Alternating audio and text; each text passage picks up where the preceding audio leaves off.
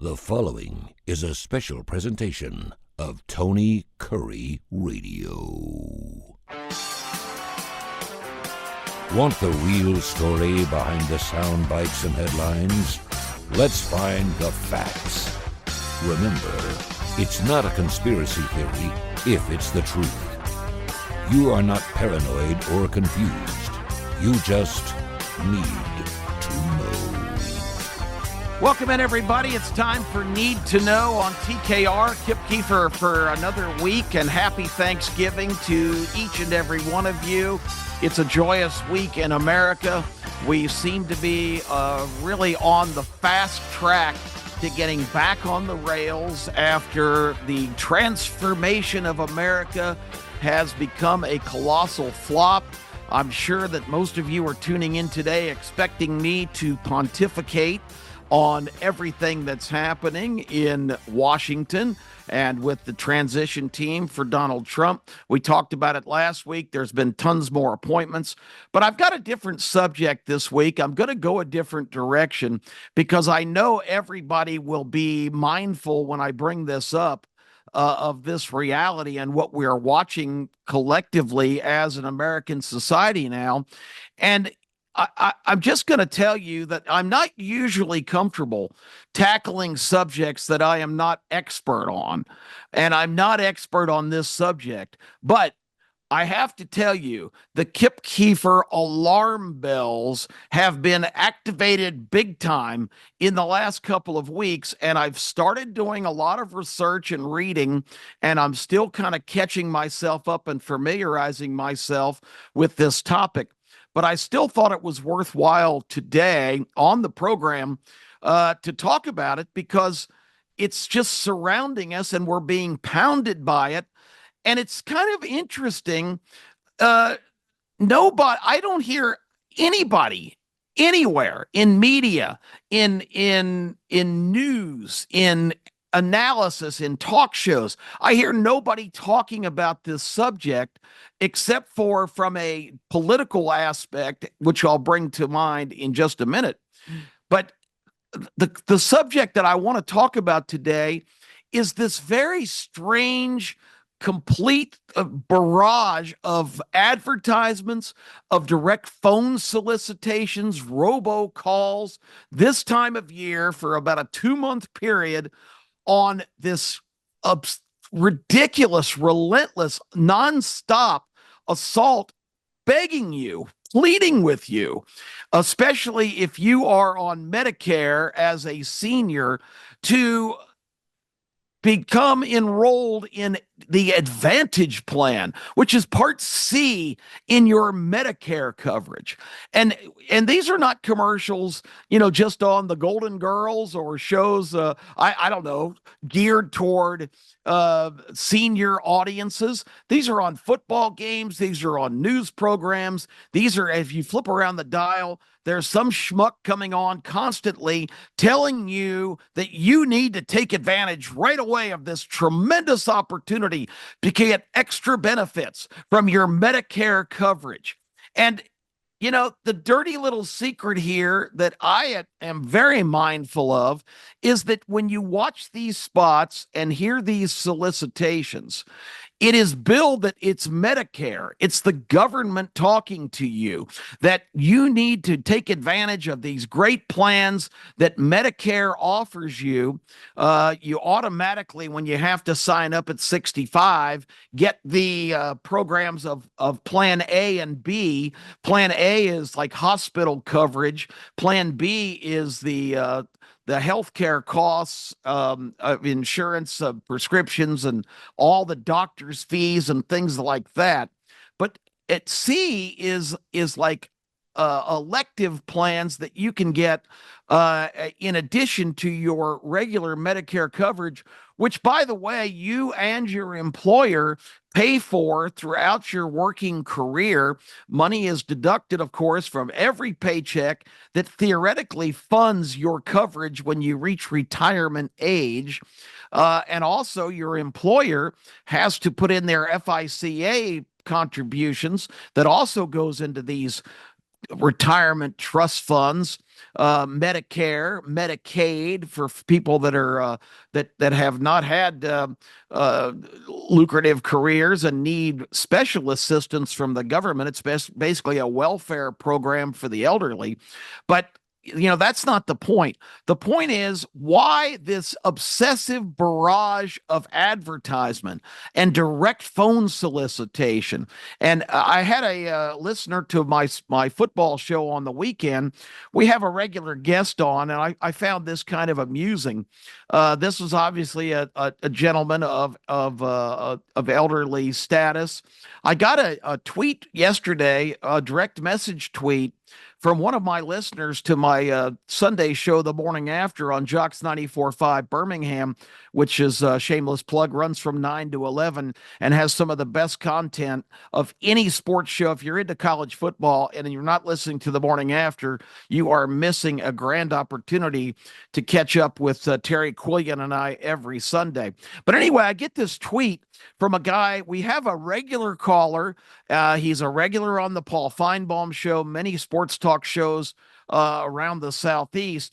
His nickname is, well, his initials are JK. I don't know what that stands for, but he goes by on our show, Bama Hater. He is a guy that is not a fan of the Alabama Crimson Tide. He's actually a Miami Hurricane fan. He's not a fan of the SEC. He's one of those guys that calls and stirs up everybody's emotions because he came on early in the year and boldly predicted Alabama would not be a playoff team. I'm not going to get too far down the tracks, but let's just say Bama Hater is very antagonizing to a lot of our regular listeners and creates a tremendous amount of reaction. So I get this tweet, direct message on X from a gentleman that said, you know what? I am actually in a position right now that I would rather listen to the tens to 15 robocalls I get every day from these Medicare solicitors trying to get me to sign up for additional benefits than I would rather listen to them than Bama Hater. Which just tells you that this runaway kind of industry of the most aggressive solicitation. And when I read that, it just kind of triggered in my mind after watching a morning full of commercials for this same enterprise. And I realized, you know what? I am aware of this. This is not the government calling you. This is not Medicare contacting you. These are private health care companies and healthcare insurance providers, which are owned by the mega healthcare companies. These are the people that are soliciting you. These are the people that are advertising nonstop. I was watching the news this morning, and I don't think I've ever seen this in all the years that I've watched television. There were back-to-back 60-second full-scale commercials, back-to-back, the exact same spot. And it wasn't a technical error. I've seen it before, and I just didn't really pay that much mind to it.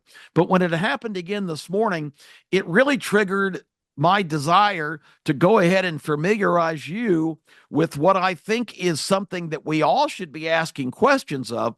This is not the government. These are private healthcare companies and healthcare insurance providers that are in charge of these, because your federal government that you've paid into all your life for these benefits when you retire are in league. It's a public/private enterprise. These are agents for the federal government, private healthcare companies offering additional benefits and billing it as some kind of Medicare benefit.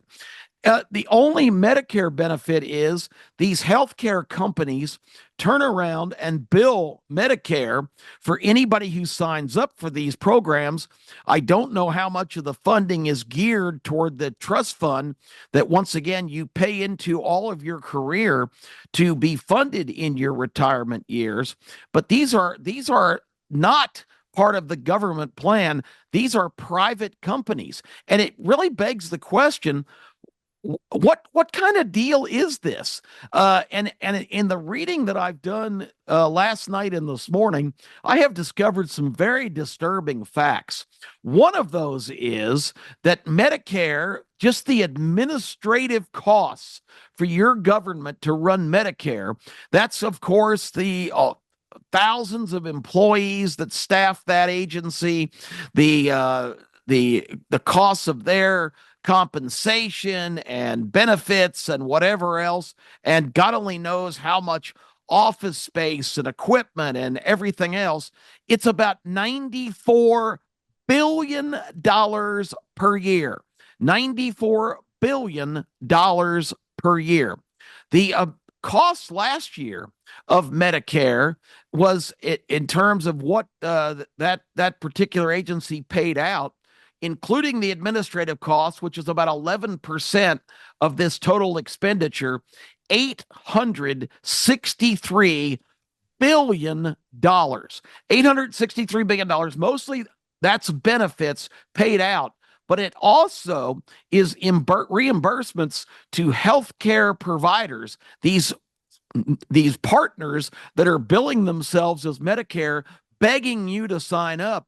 And a dirty little secret I uncovered is that a lot of government efficiency experts are speculating that anywhere from around 100 to 150 billion dollars in overbilling of the government for these services that these healthcare providers are providing are billed into this benefit. So probably only about 500 billion of that is actual benefits paid out to the customers, the beneficiaries, which is kind of a loose term in this case, of people getting reimbursed for their medical costs and hospitalization in these programs, and all these supplemental programs where doctors, you wonder when you go to the doctor why they want to do tests for everything, because they tack that onto the bill and send it on to the healthcare provider who marks it up.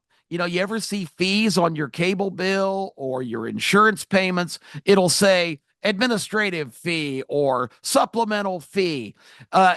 The markup on all of these services that these private companies are billing the government then for reimbursement, they're tacking on those fees for the trouble of their companies being engaged in this particular industry. And it's lucrative as hell for them, or they wouldn't be bending over backwards and frantically in this sign up period every year trying to get people on board. You don't get this kind of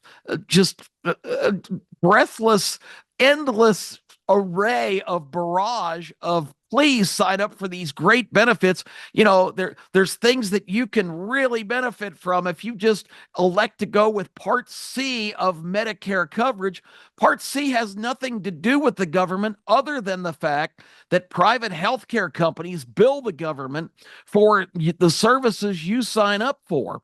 So $150 billion plus $94 billion in administrative fees out of the $863 billion that was expended last year by Medicare. If you add those two numbers up, that's about $240 billion of the 863 that is going out. And I don't know what else the partnership. Perhaps the healthcare companies even get more incentives, more direct payments out of that 863, because I've seen estimates that the money paid to the beneficiaries is only somewhere in the $500 to $600 billion range. So that leaves a lot of wiggle room of another $350 billion that's being divvied up between all the entities that are involved in this industry. Now, let me tell you some other facts that I've uncovered about the private healthcare industry in these situations. If you notice in the commercials, you need to listen carefully. Part C, the Advantage plan in the Medicare benefits offers people in certain zip codes, or there might be additional benefits in your area. And if you look at the bottom of the screen, there's a little disclaimer that says these benefits may not be available in all areas. So you need to call this number and go over with a licensed insurance agent. This is the language used in these spots. A licensed insurance agent will familiarize yourself with benefits that may be available in your area or in your zip code. And it doesn't take Sherlock Holmes or Inspector Clouseau to figure out what that means. What that means is they are trying to cherry pick people from high income situations that have had premium medical care or statistically are better risks for them to put on these plans because they are probably not as prone to major disease than people in lower income areas who have not had supreme health care. They're cherry picking the very best people they can find for these benefit packages because they're like, that's what insurance is. They're gambling on people taking care of themselves. They're making an investment that those people have enough sense of self-preservation where they're not going to be constantly standing in line with their handout looking for medical benefit. So the cherry picking of the prime candidates who are probably the healthiest people statistically, and the whole zip code in your area just tells a huge tale of their assessment of if we can get people in like the most exclusive areas like Beverly Hills and Metro Washington, D.C. with these government employees who are not only benefiting in retirement from Medicare, but also from lucrative federal government programs. If they can cherry pick these people to sign up for these advantage plans, it's just going to be a cash cow because they're not going to use a lot of them. Now, of course, there's always exceptions, but everything in insurance is based on probability. So this isn't the government. This is private enterprise partnering with the government, and that alone should set off alarm bells. Now, listen to this nefarious one. There are tons of people on these plans that go through medical procedures, and this is even in regular Medicare situations, that find out that they are being denied coverage because Medicare really farms all of their benefits out to the private healthcare industry. They are partners. And the private healthcare industry is the determining factor when you have a procedure that your healthcare advisors think you need to have taken care of, and you are denied coverage. It's not Medicare. It's not the government that's denying you coverage, not the $94 billion in administrative costs for people working in Washington, mostly from home, since government workers pretty much have not come back to work since COVID in 2022. These are people sitting at home watching TV all day and collecting a check for God knows what they do in terms of their job. The denials come from the private healthcare providers, and this is the one that really threw me over the top. They are turning now more and more to artificial intelligence, AI, to put in all of the details of people's requests for benefits for certain procedures, and AI is assessing whether or not it's in the healthcare provider's best interest to honor those claims or to deny them.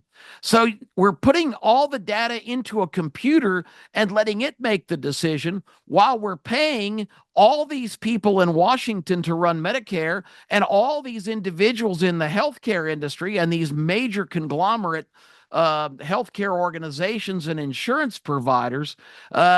If this doesn't kind of tweak your attention, you really need to kind of reprogram your mind because we just kind of shrug and accept all of this stuff without asking questions. Now, my great hope in this, one other factor too, you also see a lot of commercials for quote supplemental health insurance. That's companies like Aflac and others that will offer you coverage in the event you get denied coverage by other providers. Nick Saban and Deion Sanders right now, back to football celebrities, are on board for that, telling you all the great benefits of supplemental insurance. a lot of the companies that are offering supplemental insurance have been bought up by, you guessed it, the major healthcare companies who are making money hand over fist. It is probably the most lucrative private business right now in this country is the healthcare business, with the population getting elderly and continuing. It's the best bet in the world that elderly people are going to need healthcare coverage. So supplemental insurance is just another way to get in the pockets of people that are concerned that they're not going to be covered. So with all that knowledge and all that information, and that's just scratching the surface, because again, I wish I was more expert on this, but it has really gotten my attention because it just gives you the whole sense of, and I'm filled with hope that the new government efficiency group, which is being led by Elon Musk and Vivek Ramaswamy, two of the basically smartest guys on the planet. They both are self-made billionaires with their savvy investment and their amazing knowledge of so many different things. You listen to either of these guys talk, and you're just blown away by the genius and expertise they have. Probably my most prideful accomplishment of the entire year was twice on X being reposted by Elon Musk on things that I expressed on comments and posts that I've made on X this year. And to get a notice that you've been reposted by Elon Musk is quite a notable accomplishment, and probably as significant as anything I've achieved all year. So these guys now are tasked with coming in and assessing the spending patterns, the efficiency, the staffing, the very fundamentals of the federal government. This has been way overdue. Conventional businesses get audited all the time. The entity I run, the Birmingham Racing Commission, we are required by law to have an annual audit of all of our activities. Any sensible business interest is, but government, no. The Pentagon, the spending at the Pentagon, triggered by, remember the big scandal back in the 80s when somebody uncovered some expense reports from the Pentagon that they had spent something like, $800 for a stapler, or for a conference table, $75,000. When some of those expenses started coming to light, they actually started ordering audits on the Pentagon. The Pentagon, and nobody knows this, in 8 of the last 9 federal audits, and I don't know how often they do that, but 8 of the last 9 audits, there were major inconsistencies, and basically that you get kind of a rating or a grade for the efficiency of the expenditures based on your budget and based on your actual costs. And the Pentagon has failed, has gotten a failing grade, has gotten a negative rating 8 out of 9 years. And the Congress accepts those reports, does nothing about it, doesn't change anything, doesn't demand that people be replaced, doesn't call for the reduction of the bloating and the overstaffing and the waste and the fraud and corruption, frankly, because a lot of that money is getting siphoned off into all kinds of side gigs and different things that are fattening people up. But the point is that this group, this Elon Musk, Vivek Ramaswamy group, have the ability to go in and turn everything upside down and look at Medicare and Social Security, but they can't even mention those things by name. You're hearing all of the things that this new government efficiency group is going to look at, and people are just focusing on frivolous costs like $1 million that was recently committed for a study to see if certain kind of fish react differently if under the influence of cocaine. what the hell is that going to accomplish? There's so much of this ridiculous tack on stuff in every conventional piece of legislation that's passed. The waste in government spending on just absurd programs that are pet projects for people who somebody who knows somebody, a good friend of a certain legislator, something in their state, some kind of frivolous business interest or study. They just tack this stuff on by the multitudes onto these bills, and it just goes unnoticed. That's what people are kind of stressing, that, okay, yeah, they're going to look at all this, but they're going to run into this furious resistance from the government bureaucracy. Well, the fact that there's furious resistance from the government bureaucracy is the problem. That is exactly what they need to attack, not the frivolous spending, the government bureaucracy that's responsible for it. That's what they need to do. And this private-public partnership between Medicare, which is the second biggest expenditure item in our government, is it's like I say, last year $863 billion. That's what really needs to be completely turned inside out, and it doesn't require an audit; it requires an enema. We need to really clean this thing out from the depths of it and find out where all this money is being expended and how much is being frivolously wasted with bloated administrative levels and spending that's just not justified, like up to $150 billion in overbilling and tack-on fees from private insurance to the government Medicare fund. So just some food for thought today. I'm not going to ramble on much longer because, again, I just scratched the surface in my knowledge, but you can bet your bottom dollar I'm going to educate myself thoroughly on this so I can share, while I have a forum, as much information as I can, because there are so many things that people here walking around in this country don't ever think about, that we are just, again, you, me, Tony Kurre, everybody listening to this show is the government. It's of the people, by the people, for the people. This is our government, and we're just looking the other way while fraud and corruption and wasteful spending and just corruption and everything you can possibly say is going on, and nobody pays any attention to it. I've asked you repeatedly, why doesn't it bother you as an American that a guy can go into a career in Congress or in the United States Senate and emerge after 5 or 6 terms, go in a person of average means like Joe Biden was when he started his 50-year career in the federal government, and now Joe Biden owns 2 $3+ million homes in Delaware that he paid cash for. His estimated net worth is something in the neighborhood of $19 or $20 million. This is for a government worker. This is for a public servant. Harry Reid was bankrupt 2 years before he became a senator from Nevada. He was elected 6 times. He served 36 years. When he left the Senate, he was worth a purported $40 million.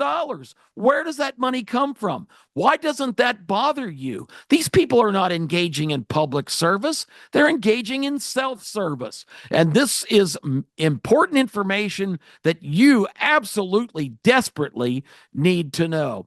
I'm Kip Keefer. Again, have a great Thanksgiving, everybody. I hope I didn't put a damper on it, but you got to think about these things because, again, you and me, we are the government. This is our government, and let's just hope that these guys are powerful enough and influential enough and motivated enough to turn this thing around and get this country back completely on the track that it was intended to be by our founding fathers and what the Constitution dictates, because everything in the, quote, fierce and powerful federal bureaucracy was not conceived in those original thoughts and needs to be reformed and cleaned up.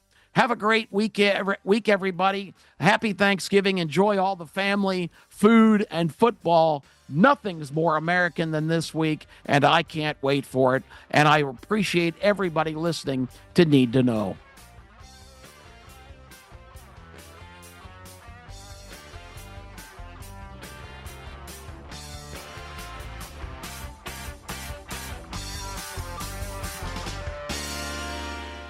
This has been a special presentation of Tony Kurre Radio.